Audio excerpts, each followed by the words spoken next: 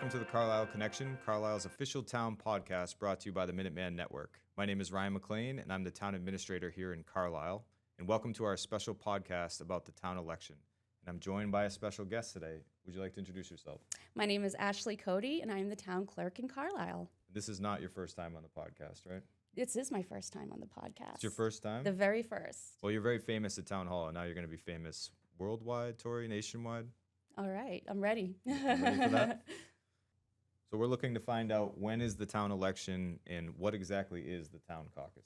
All right, so the town election will be held this year on Tuesday, June 2nd, from 7 a.m. to 8 p.m. at Town Hall in the Clark Room. And as a build-up to that, we have our town caucus. Now, the purpose of the town caucus is to make nominations for offices for the town election. This is held in the Clark Room. This will be held on March 31st at 7 p.m.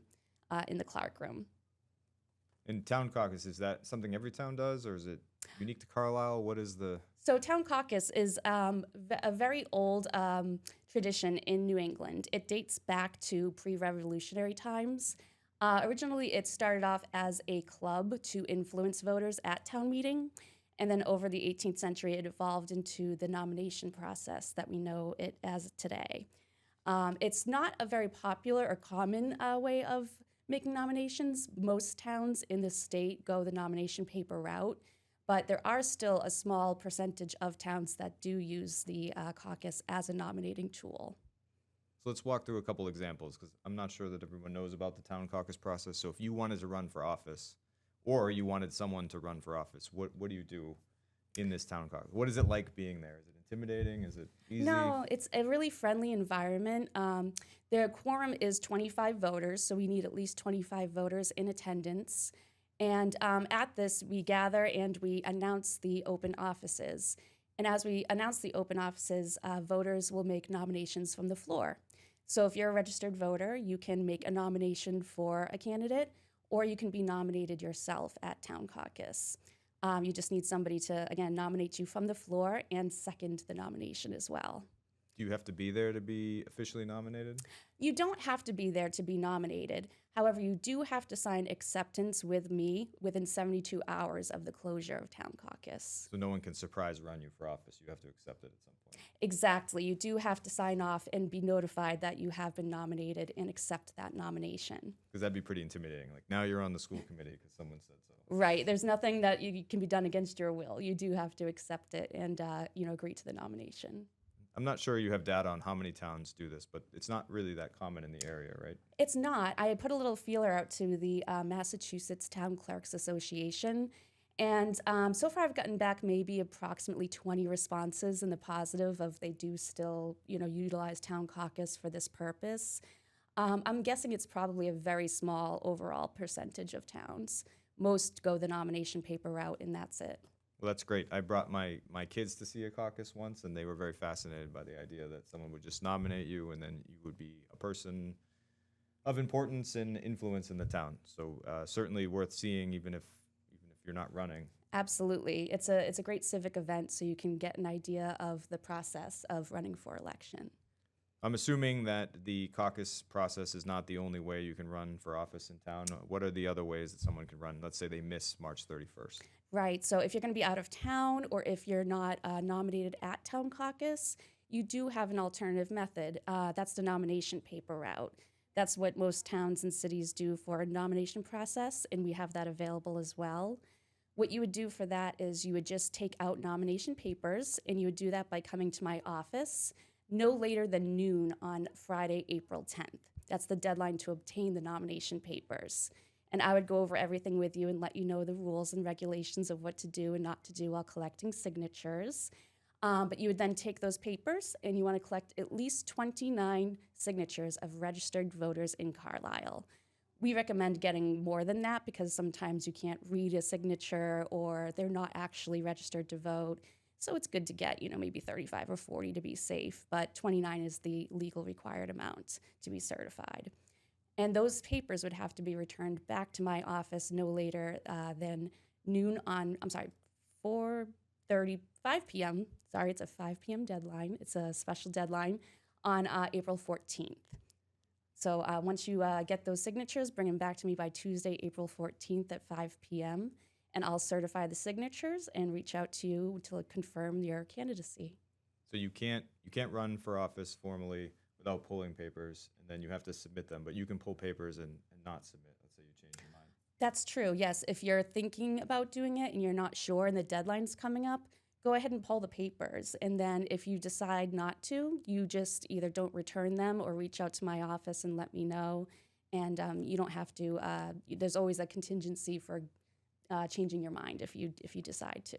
And I think it's important people know this is a public process. So if you do pull papers, it's public knowledge. Absolutely, yes. It's a public record, so anybody could request the information of who has pulled papers. But don't be scared. Pull the papers. Yeah. See if this is something you want to do. Volunteerism in local towns is extremely important, and we as staff love working with our elected volunteers and our appointed volunteers. So Absolutely. don't be afraid of the process, but it can be Yes. intimidating. It can be, but it's a great, I'm here to help everybody, and I think everybody who volunteers for these, positions, they're civically minded, good people. So I think it's a great thing to get into if you're interested. All right. Any best practices for people that pull papers or get signatures that you wish they knew ahead of time? Problems that come up at the end that you want people to avoid? Yes, so collecting signatures, it's always a good idea. People sign their name, and sometimes you can't really read the name. So I always recommend when collecting signatures, just advise them to both sign and print their name. And there's also a portion for their address that they should fill out as well. As far as where to collect signatures, generally it's a good idea to stay away from places like town hall or government buildings, but places like the library or the transfer station have been recommended as good places to get signatures. And they have to be registered voters at signing. That's correct, yes. So you want to kind of ask the person signing, are you a registered voter? And then ask if they would be interested in signing your nomination papers. So if you went to Whole Foods and started collecting signatures, it may or may not work. Exactly. You might get a mixture. You might get registered voters from different towns. You might get people who aren't registered to vote. And that's exactly why we recommend getting a larger amount than just the bare minimum required. All right, so these are ways to get on the formal ballot. There's still ways to get your name out or other ways to win an election besides formally being on the ballot. So I was hoping you would talk about some of those. Absolutely. So occasionally there comes a time where there just isn't a nomination for a position, or there's a last minute desire to run for office and it's past all of the deadlines to get on the ballot. In that case, there's always a write-in campaign option. It's not uncommon for folks to decide last minute that they're interested in a position. So if that's the case, you can always reach out to the public and let them know to write in your information. You just need to provide folks with your name and your address in which office you're interested in running for, and there will be a write-in spot for every position on the ballot. Right, this year we expect to have a couple ballot questions that the select board's putting on for what's called debt exclusions or the authorization to go above Prop 2.5 for certain expenses. We know for sure the fire station and the DPW will be on there. There's other ways to get ballot questions in town elections, or am I confusing that with state and federal? So there is a option to get ballot questions on ballots for federal elections. So for instance, if we needed a debt exclusion question in the fall, but we didn't have a special town election scheduled, we could actually get that exclusion question put onto the November ballot. We just have to do some coordinating with the state on that. But for the purposes of the town election, yes, these two debt exclusion questions are anticipated to be on there. Okay. And the election day itself, crazy, not crazy? How does it run? What are your feelings on election day? Yeah, I mean, election day, luckily we have a large window of time, 7 a.m. to 8 p.m. You can drop into town hall anytime during that period and cast your ballot. Because there's a nice window of time there, it doesn't tend to build up too much at any one point during the day. Maybe a little bit of a rush before work and maybe immediately after, but there doesn't tend to be a long line or anything. And there's also the option of vote by mail for this election as well. So we do have a vote by mail application on the website. It did go out with our census. You have the option of selecting all elections for 2026. And if you did so, you'll get a mailed ballot for the town election as well. All right, which do you like better, the town election or the state and federal elections? I can't have a preference, But honestly, I do enjoy the the locality of the annual town election. You get people reaching out to you. You do a lot of assisting and informing, and that's what I'm here for. So that's really where I get my validation, is helping the residents of the town. All right, you're a candidate. You've gone through the caucus and the nomination process. Everything is legit. You're on the ballot, and you're running for office. And you and your supporters want to petition the town for support, maybe on election day. Any rules or best practices people should know there in terms of being around the election? So for campaigning, there are some rules and regulations surrounding that, what you can and can't do. If you're nominated at town caucus or take out nomination papers, I'll provide you with a nice handy packet that will have some guidelines about what you can and can't do. On election day, the most obvious regulation is the 150-foot rule. What that says is there should not be any campaigning within 150 feet of the polls. So no holding signs, wearing T-shirts, having large, signage attached to your car and parking within that distance. You have to keep all of that 150 feet away from the polls. So that is the most obvious regulation that I would advise for election day campaigning. And you mark that, right? That's marked. That is marked, yes. Yep. I wouldn't be able to judge 150 feet, so just stick to the signs and you'll be good. Steve Monroe and I will definitely designate that area with some help from Steve. We'll get that marked down. All right, great. And if you're supporting a candidate or yourself, you wouldn't want your opponent or someone that you didn't want to support doing the same thing in reverse. So we just ask people respect the 150-foot rule so that everybody has a fair and safe election. Exactly. That's the goal. All right. I know we have some positions open this year for the town election. So what's available? We do.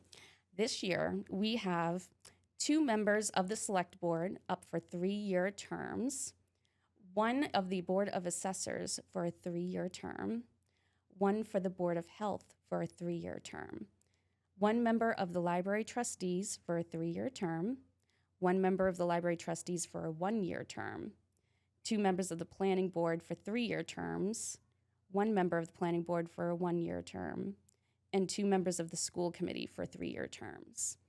Now, the difference between the 3-year terms and the 1-year terms are the 1-year terms are unexpired appointed positions that were filling in a resignation. So if an elected official resigns in the middle of their term, a temporary appointment is made, and that person then has to run for the remainder of their term at the next town election. So these 2 1-year terms had originally run in 2024 and are now just running for the remaining 1 year of that term. And that's to keep things staggered. Exactly. You want staggered terms so that you don't lose the whole board at once. Exactly. That's to keep in line with all of the predetermined terms for that. Yes. Well, if you want to come and be Ashley and I's boss, you can run for select board or any of these other offices here. But you can see we need a lot of volunteers to run on the elected side. So we're hoping to get a good turnout during the caucus, during the nomination process, and eventually the election. Because the more people, the better the quality, I think. Absolutely. Absolutely. The more involvement we have from the residents, the better the town is. All right, great. So you've heard from our town clerk, Ashley. You did so well. We're going to invite you to future podcasts for sure. Please I do. thought this was your second time, so good job. Thank you. Thank you very much for having And me. if you have any questions we're going to try to get this out before the caucus. So if you have any questions about the election process, reach out to Ashley first because she's the expert. Me, if you can't get a hold of her, but you will be able to, and we can assist you. We can't help you run for office, but we can help you understand the process. Absolutely. Thank you very much. Thank you.